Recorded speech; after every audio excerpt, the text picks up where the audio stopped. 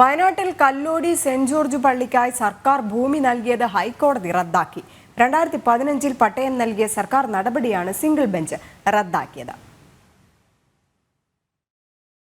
2015 Wayanad മാനന്തവാടിയിലെ 5.53 hectare ഭൂമി ഏക്കറിന് 100 രൂപ നിരക്കിൽ കല്ലോടി സെന്റ് ജോർജ് പള്ളിക്ക് പട്ടയം നൽകിയ സർക്കാർ നടപടിയാണ് ജസ്റ്റിസ് PV കുഞ്ഞികൃഷ്ണൻ റദ്ദാക്കിയത്. ഭൂരഹിതരായ നിരവധി വനവാസികളുടെ അപേക്ഷകൾ നിലനിൽക്കെ ഭൂമി പതിച്ചു നൽകിയ സർക്കാർ നടപടി വനവാസികളുടെ ഭരണഘടനാ അവകാശങ്ങൾ ലംഘിച്ചുകൊണ്ടാണെന്ന് കണ്ടെത്തിയാണ് ഹൈക്കോടതിയുടെ നടപടി.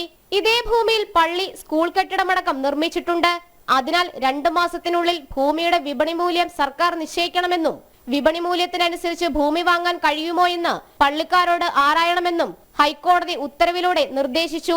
വിപണി വിലയ്ക്കനുസരിച്ച് ഭൂമി വാങ്ങുന്ന കാര്യത്തിൽ മറുപടി അറിയിക്കാൻ 1 മാസം സാവകാശം പള്ളിക്ക് നൽകണം. കൂടാതെ വിപണി വില നൽകി ഭൂമി ഏറ്റെടുക്കാൻ തയ്യാറല്ലെങ്കിൽ പള്ളി കൈവശം വെച്ചിരിക്കുന്ന ഭൂമിയിൽ നിന്നും അവരെ കുടിയിറക്കണം.